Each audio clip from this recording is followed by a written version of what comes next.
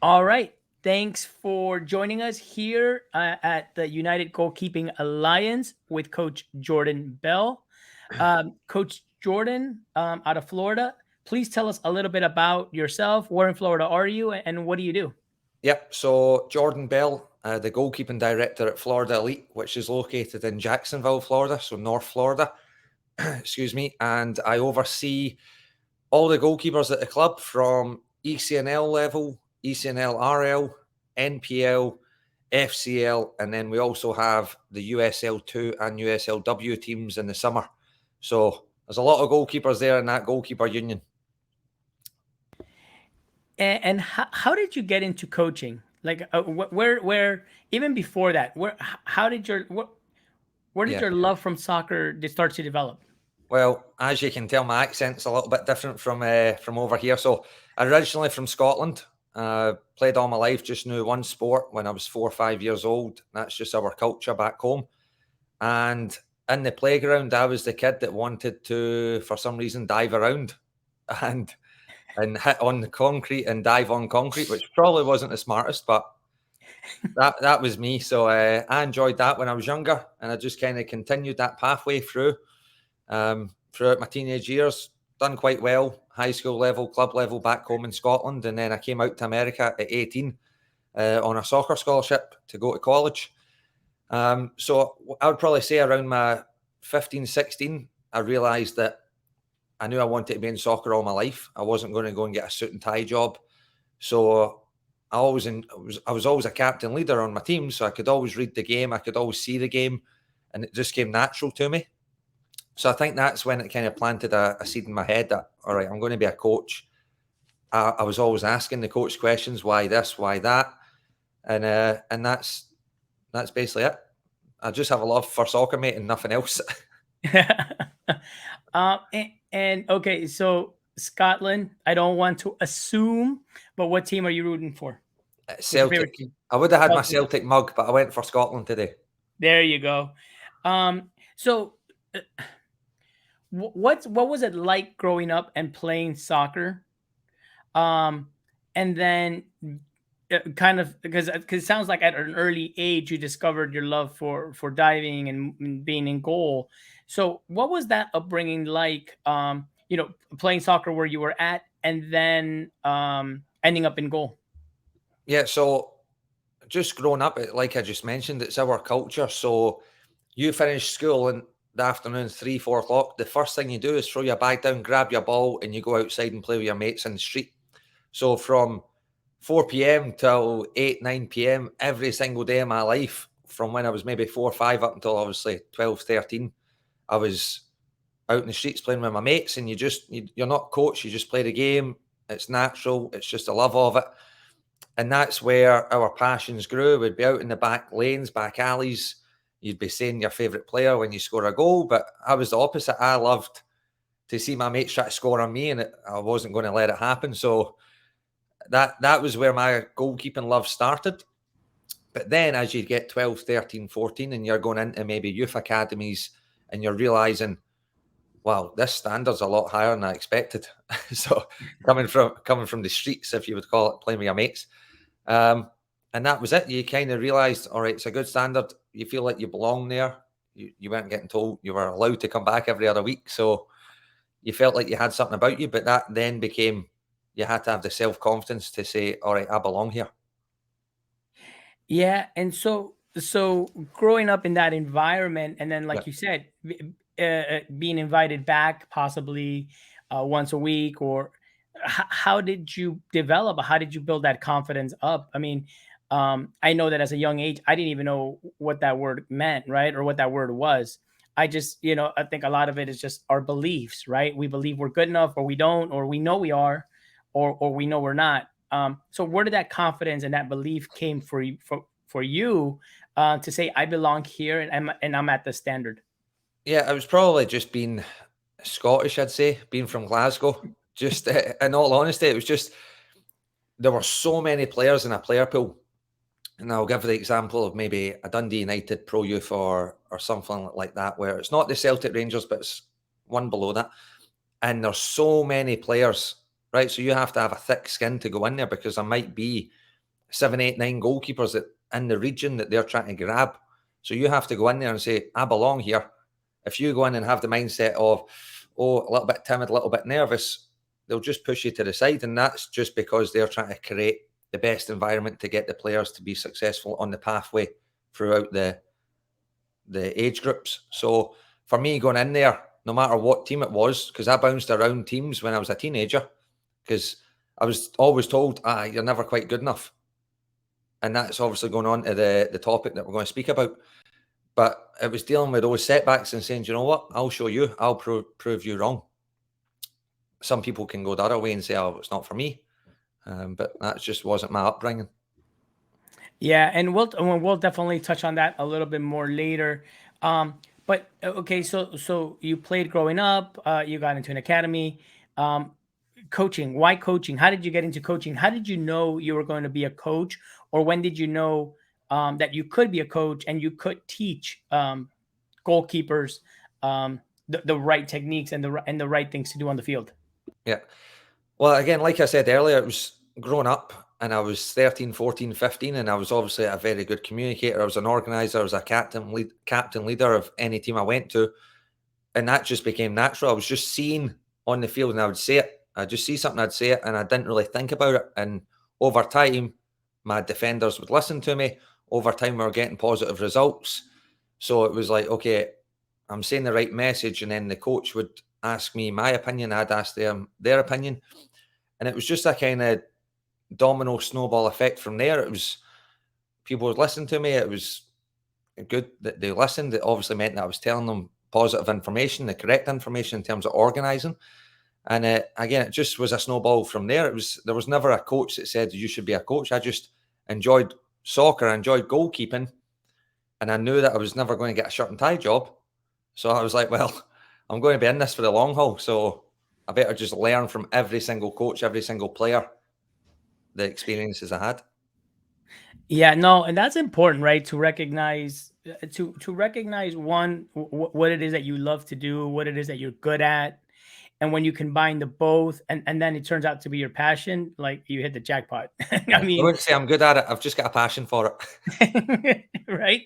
And but it's true. Like when you figure out and you align all these things, and it just works out. I mean, it's a gift. So, um, why is goalkeeping so this is an education platform, Yep. GK Alliance, we're an educational platform.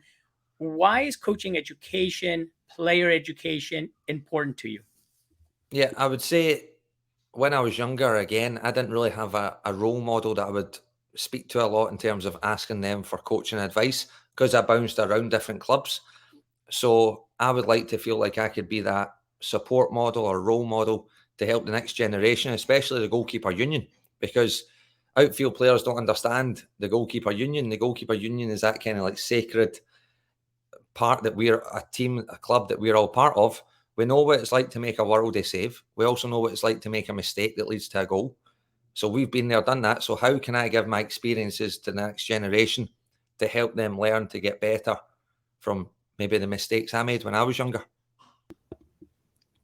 I think that's a common theme with a lot of us, Yeah. where we're really looking to fill that void that we didn't have when we were younger, right? Yeah. And we all come from different backgrounds, different stories, different upbringing, and I think that the main part is just being really helpful, being a mentor, being a person of support for these younger players that are coming up, so they can have opportunities that we didn't, right? Or better opportunities. So it's always great to hear it, and it's always good when we come from that place.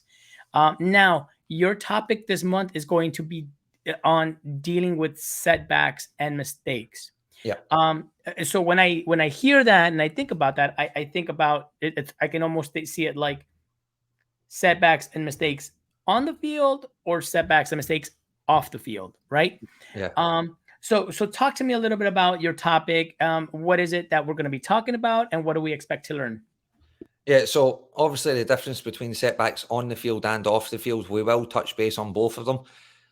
Off the field, perhaps maybe you're in a youth academy and you're maybe the number one goalkeeper, and then you go into a college setup and there might be 4 or 5 goalkeepers, and it's working in that goalkeeper union, that dynamic off the field.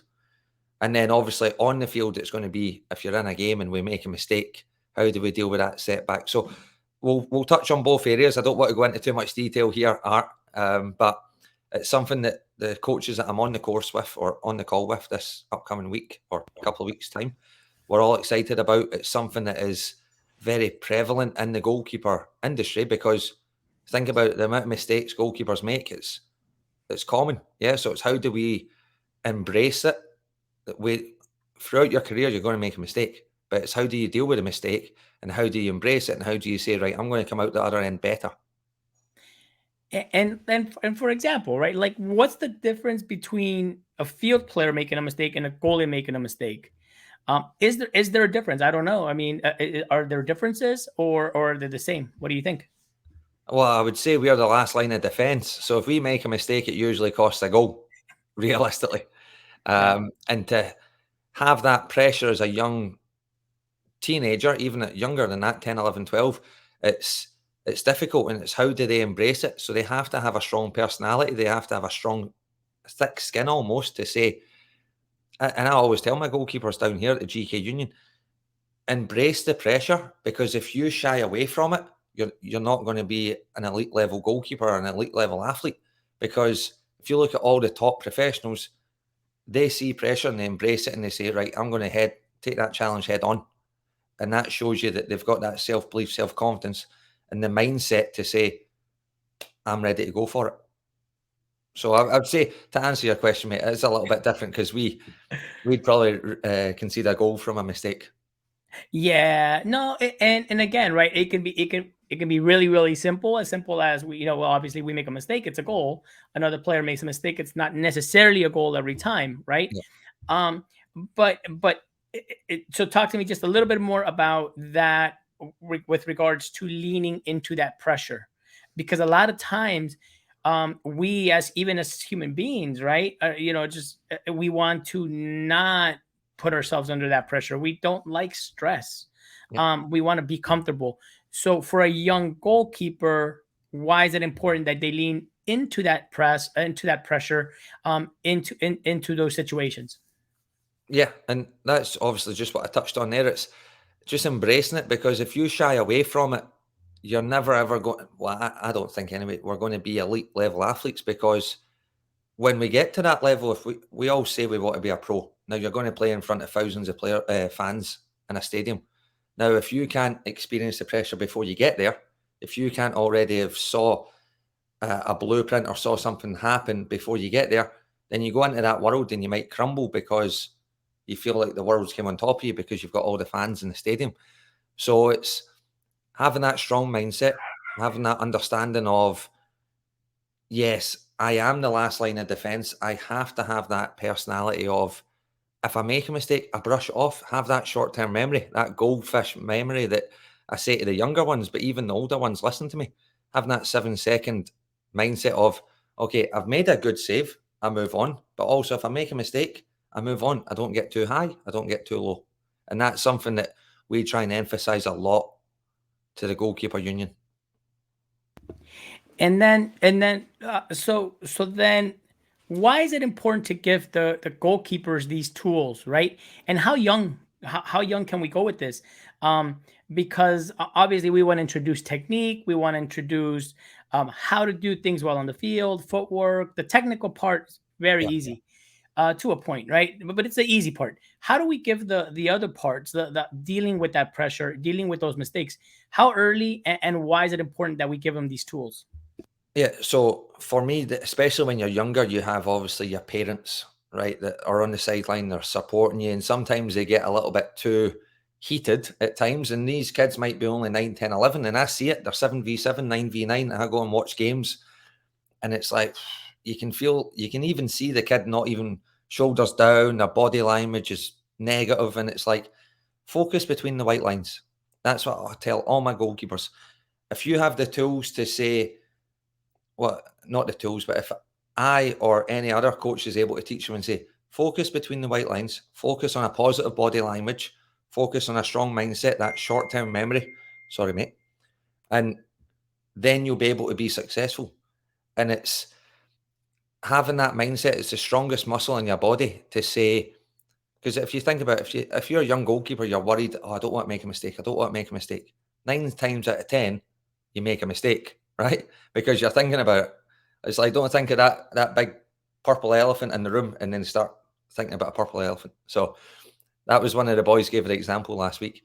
But it's having that strong mindset of saying, do you know what, I'm going to do everything I can to keep the ball out the net. If I make a mistake, like I said, short-term memory, brush it off, we go again.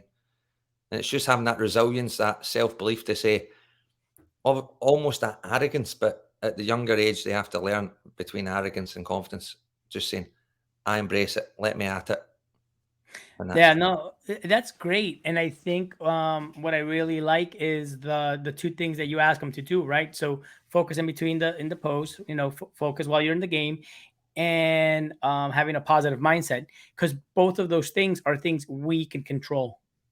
All the other exactly. stuff we can't control, right? The ref, the fans, the opponent, we can't control any of that. Even our teammates, we can't. So, Yeah. but being able to control our mindset, being able to control the way or how we focus, while we're in the middle of a game, super super important and super key.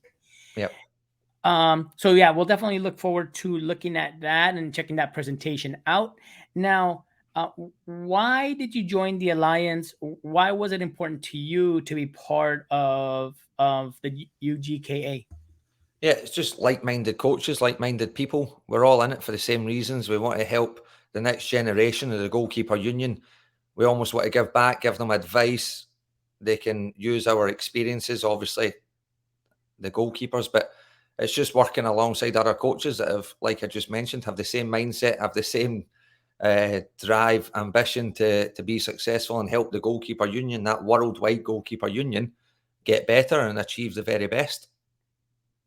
Yeah, and I think that when we approach that from so for example, right, I mentioned this before, we have a very good network of very strong coaches. Yeah. But I think when we do things together and collaborate, that just makes everything, 100 times better. Yeah, and it's Um, such a diverse culture. Sorry to interrupt you there, Art. no, go ahead. It's such a diverse culture. We've got coaches from all around the world, obviously mainly based in America, but we've got like myself from Scotland, we've got people from South America, other parts of Europe. Obviously, we've got some Canadian boys and girls in there as well. So when you come together and you've been brought up in South America with a different goalkeeper union and I've been brought up in the UK, it's nice to come together and say, well, this is what I experienced, this is what I experienced. And then it can only benefit the goalkeepers because all this experience and all this knowledge coming together, and the one purpose of the alliance is to give back to the next generation. Yeah, and I think, because we are a small community, a small union, I think that it's important for us to be involved. And yeah, we certainly appreciate having you here, Coach. And if we want to get a hold of you, if we want to look at your stuff, do you have how do we get a hold of you? Are you on social media? Yeah, so we have the Florida Elite goalkeeper social media. So that's just Florida Elite underscore GK. Um, that'll be where all the goalkeeping clips are of the GK union that I work with. So if you want to look at the goalkeeping stuff, I'd go there. That's probably the best place. Awesome. Thank you so much for joining us today. Your presentation is in a couple of weeks, so we will certainly look forward to seeing that. And yeah, did you want to let before we leave? Did you want to send a quick shout out to all the goalkeepers out there and any advice you would give them? I was putting pressure on me now. No, of course. Just all the best. All I can say is you go into every single game on a weekend, just give it your all, first of all. Leave everything on the field. Have the positive mindset when you go into a game. And again, if you do have a setback, if you do concede a goal, it's not the end of the world. There's always room to improve, to develop. So just enjoy the game as best you can. That's all I ask. Yeah, yeah, and if I can add just something to that, and that applies to life. Sometimes a Yeah. lot of us are very difficult when on ourselves when we make mistakes. But it's definitely things can definitely get corrected. Time fixes all, and yeah, we just got to move on to the next play. So, Coach Jordan, thanks for being on. I appreciate you, and we'll look forward to seeing your presentation. Cheers. I appreciate it, mate. Thank you.